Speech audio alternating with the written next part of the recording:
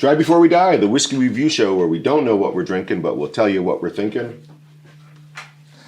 To reiterate, no wonder the glasses look so good, because you brought in an ex-military guy to do the dishes. You talking about him? I'm talking about him. Listen, you can't butter up him like that to get out of your responsibility here. No wonder I lost. No, those things are spotless. They do look good. I'm here with my pal Mal and our friend Rick, right? You guys, we all know each other. We've done this before, like this, or just you, Whatever. or just you. We know the drill. Hundreds of bottles of whiskey in this bar, and Randy is going to let us know where we're going today. All right. All right. So, what are you hoping for, Rick? Sit in that spot. It is coveted. It's a very coveted area. So somebody's going to get slapped with a glove, and I like it. It puts me on, it keeps me on the edge. I feel like now I'm like being someone's chasing me down. Right. Forces you to run faster. That's right. Yeah. All right. Besides that, Rick, any kind of whiskey, a region, a particular finish, a particular distillery? So the last time I was here, you let me try some of the Campbellton stuff. And that was pretty tasty. And so maybe something there. I don't know how many times you've had Campbellton on the show. Yeah, we've done Glen Scotia. We've done the Hazelburn for G-Man's 50th. Trying to think. There are some others here for sure. But none in eyesight, and I guess I'd have to think a little bit more. So we've done a Springbank on camera. Let's see, another Campbellton that we've done. Let's see if I can pull one out. You're giving me the... Hey, I thought of a couple. You do what you do. It's all good. Oh, you know what? I got a bottle I'm hoping for you. Is it the one that we don't mention? It is. I'm not mentioning it now. I had Kevin program it in. No! Are you crazy? But it says Mal, and then the... Oh, yeah. That was bad. All right, it's going to be bottle 548. We have a high number. Let's see. Rick, actually, why don't you reach up right there and grab bottle 548? It's listed. It'll be a little tight on the cap with the sealing, so just put a hole in the you got to sort of move to a side a little bit. Oh yeah, you got it. Great. You got it. Yeah. Now go left or right. That thing is really stuck in. There you go. Right. You got to move to a side. You know what makes it so classic is the fact that he had to put his glasses on to see what he was doing. And if we were taking this back like 20 some odd years, 30 or some odd years when we all first met each other, that would have been we were just like laughing. But we know. Right. This particular bottle fell. You can see, folks, there are numbers periodically throughout the bar. Thank you, Flash. 548 is a number. And so, I mean, obviously, right, but it's a numbered space in the bar, so there was no question. So we've got a Tomatin. We've got their fire release coming in at 46% ABV. Now, what there is, and I can't recall the name of the series, but there's an entire series. So there's the wood, the water, the metal, the fire, and there's one more over there, and I can't think of it. I think it's a 5-bottle series, and we got them all. And each is a little something. Air. Oh, I like what you're thinking. Cloud. Let's see, are we getting a yes? Air. Shovel. Dirt. Earth. All right. We got a clue. All right, so this is the heavily charred oak. Ooh. This is a no age statement. Again, matured in de-char, re-char, oak-fired casks. De-char, re-char. What has happened there, Mal? So they've basically scraped the charring out and then recharred it. So you have a fresh coating. Right, char. with no of the previous influences taken away. That's interesting. Now, do you think they've been taken completely away, or do you think some of that influence got beyond the char into the wood and then recharred? Right. I think it would be impossible to truly create a revirgin cask. Right. So because wood is porous, as we know, right? It breathes. So just on a just a general note, this like sort of we have a series. It's something of a thing with distillers. Like everybody seems to have like this series of drinks that they have. Yep. This is the series of bottles. No, agree. There's and even for different countries. So Italy has its own Tomatin series, I believe, and I've periodically looked at it and just haven't pulled the trigger. Not for any real reason. Just have to allocate the money in certain directions. And if you get one in a series, you know, kind of want to get them all. All right, 46. All right, you were gonna look. We're just going to quick look at it. All right, so Tomatin. What do we know about Tomatin? Anything? I know that there are a lot of expressions of Tomatin. Yep. And I've had quite a few, but never any of the series. Okay. And they were always a nice whiskey. They were a good whiskey. Not smoky, not peaty, but not super sweet either, right? And Sure. So the ones, so the ones that I had were I believe, the 12, the 15. And so they were just... And is that the black label with the white box? Exactly. Yes. Okay, right. Yes. So that's an older label. It's been discontinued. Those are great bottlings. In fact, when crew member G-Man got his undergraduate degree, he picked the Tomatin 18-year-old as his celebration bottle here. He has a degree. Yeah. Really? I know it to be He's true. like a smarty pants. What? Learn something new every day. It's There great. it is. Good job. Oh, boy.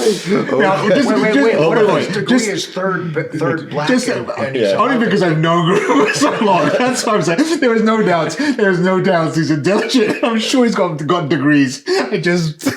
You just found out.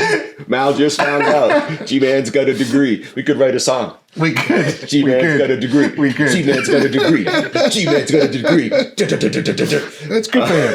That's good for him. That's great. So let's. I don't have a degree. It's okay. We've got whiskey in the glass. So that hosted. So Tomatin has refreshed their labeling, right? They've even changed their bottle shape, but they're still offering those releases, the 14-year-old Portwood, right? So that core release is there. They've got this series. They've got some other region series, meaning for other countries. I believe. It wouldn't surprise me, right, that the earth of this range would be peated, right? That would just make sense, right? So they are doing some peated whiskeys here and there, but their majority, right, seem to be the bourbon casks. I was expecting this one to be higher ABV with the name Fire. Right. I think the fire is really about the rechar. Oh, Yes. right. Yep. Yeah. Okay. Yeah. And there was one other thing. Well, we can just move on. If it comes to me, it comes to me. Let's talk a little bit about color, and I'll just double check if there's a statement. Very little information on the bottle. Limited edition. My hopes would be no color added. All right, Mal, what do you got? Rick You got a good pour is what you got. Rick cleaned his my glasses. Rick cleaned his glasses. Because there is like that sheet just disappears. Just God. disappears. Well, it takes the legs a little bit. We've been noticing. Oh no, you got so maybe Yeah. about dirty glass. But I'm I gonna got say very thick legs right now. it's like a golden color. All right, yeah, color. Like a medium gold, or is that? I mean, that's that a bright gold? No, I would go medium gold. Yeah. on that. Yeah. maybe even like looking at Rick's like a apple juice. Yeah, I could go with an apple juice, not a cider. No, Right. from a juice box. Yeah, from a juice box. All right. These are good pours, you guys. I don't like to make any comments about that. Good, bad, you know. The pour is a You know, pour. it's- That's a it nice is. pour. It's a nice pour. It fell out of the bottle. It's probably 'cause they changed the All right, we're in shape. a medium gold. We're having some fun. G-Man's got a degree. I'm so proud. Let's get a nosing. Oh.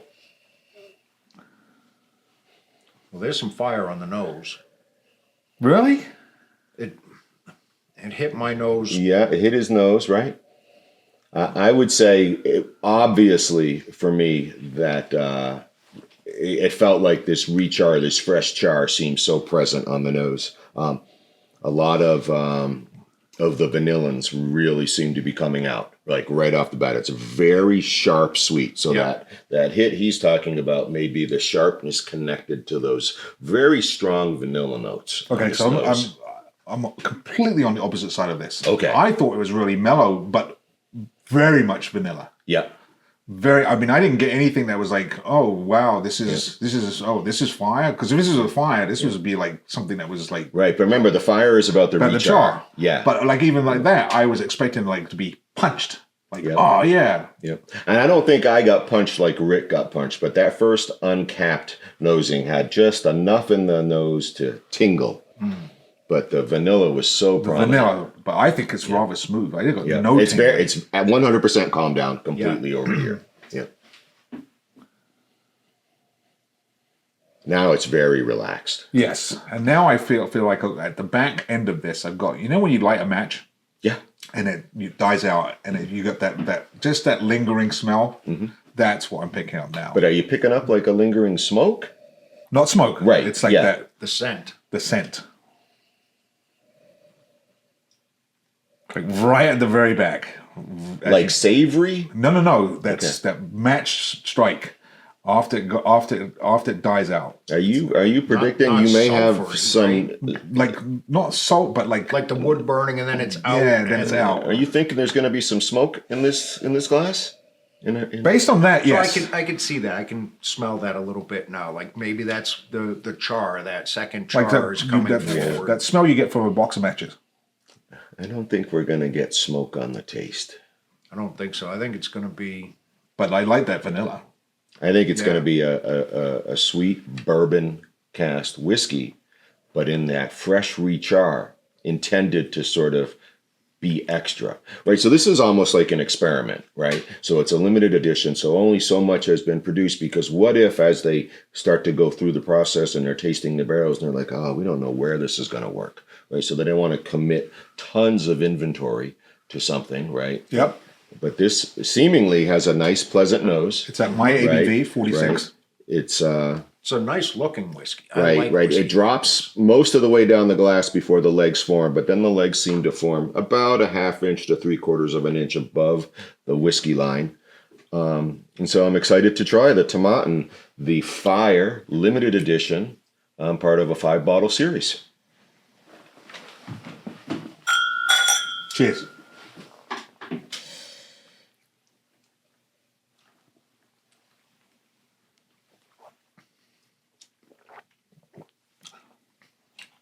That's fresh.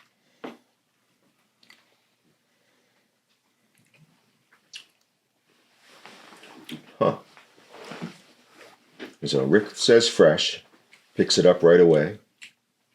I'm going to say fire, as in now I'm going to throw cinnamon into this. It's very spicy in the back. Yeah. Very spicy in the back. Like And I it's can got, definitely see that cinnamon. Right, I can appreciate the cinnamon. like this has a I wouldn't have guessed that. I wouldn't have guessed cinnamon from the smell. smell, and I certainly think now it's sort of justifying what you guys were talking about at the beginning. This has got a lot more potency than I thought just smelling it. Like I'm literally the back of my mouth is slightly numb. Trying to like sort this out, because from my tongue back, I'm all tingles, right? Constant. You know, cinnamon's an interesting one for sure. Ginger, something dry and spicy, right? This doesn't feel wet after the first little in the mouth, and then it just dries out. It coats. It's extracting the moisture from my mouth. Yes, Right. absolutely. I am drying out Yeah, inside. it makes your mouth water. Right, like because you're dry. I am drying out. So that's interesting. And I can taste the traditional Tomatin. Yeah, there. right. The Highland malt.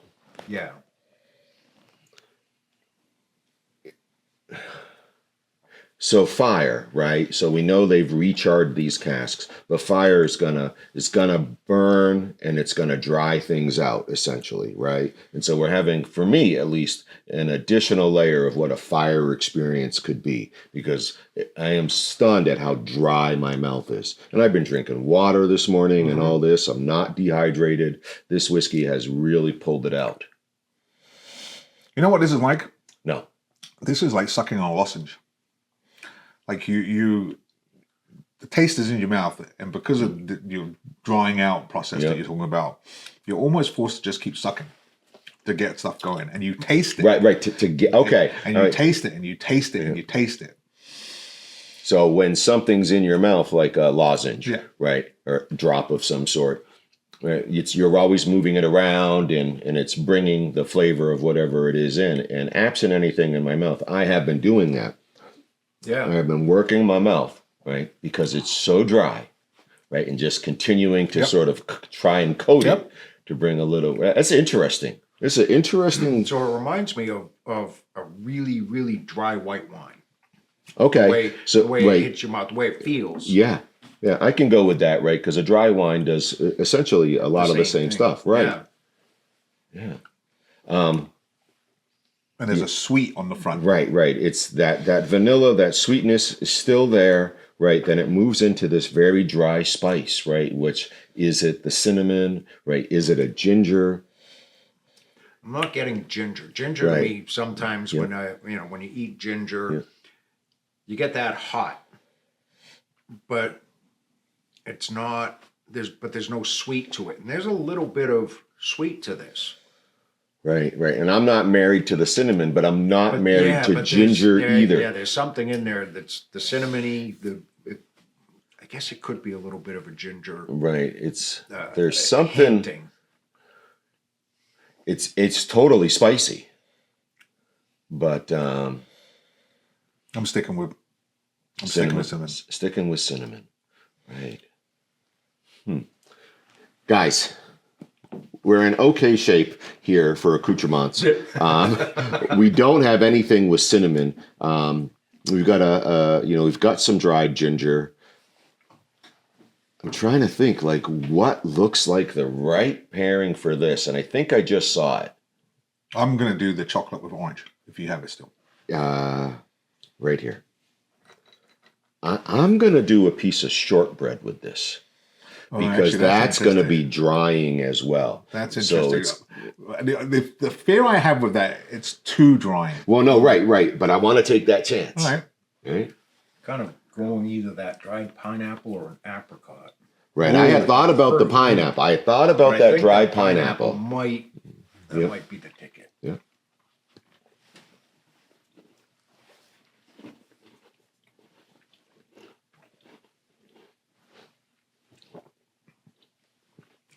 So dry in my mouth right now. It is so dry, especially with the shortbread.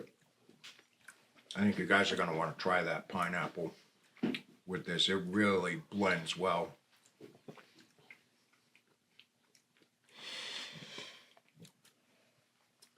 Okay, so in math, two positives make a positive. Yeah. A positive and a negative make a neutral. Negative, and two negatives. Positive. Right. So I had two drying experiences. I had a dry whiskey and I had dry shortbread. And now my mouth is lubricated. Which is I don't have a dry mouth. All right.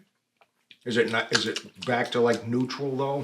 It's okay. Almost a little gummy. No. I'm like, oh, okay. I'm good. I'm moist. There's got to be a right. T-Man's got a degree. T-Man's got a degree. I'm moist. There's got to be a line in my clause that gets me out of this. Because oh my god. What do you got? You know, you did the orange almond. I think the orange chocolate is just like a safe bet. Like It's like you could probably put that with anything that we actually within reason. Right. I don't know that I'd go a high ppm peated whiskey with that. Right. But yeah, what I liked about it was it was just worked its way into the drink really well. What I did experience was that there was a lot more bitterness on the back, so a lot more spice. Yep. I would say more bitter. But that chocolate just mixed itself in so well and then you get that nice orange that sort of just like coats your tongue and like puts you back to where you want to be, and you're like, oh, okay, I can live with this. Yeah, no, this chocolate, as we know, is a really good pairing.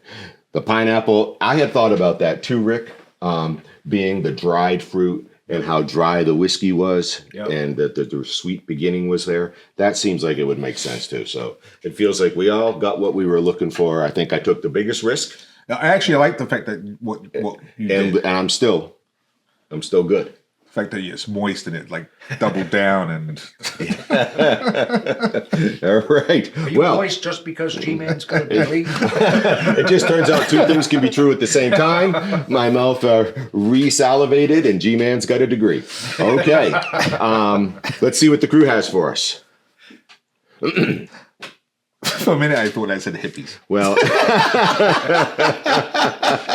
all right. Well, this probably works for us. Especially when I look left and right and see the prominent silver going on around me, and I know I'm on the way. May the hinges of our friendship never grow rusty, gentlemen. Cheers, mate. Cheers. Always a pleasure. The Tomatin Fire. I think for me, it's about the fire being related to the spiciness and the dryness of the experience. What do you got, Mal? I like the spiciness of this end of this drink. Yep. And for you? Yeah, the spiciness of it, but the dryness really makes it easy to drink. Right. And sets it apart as a unique experience. Yep. Agreed.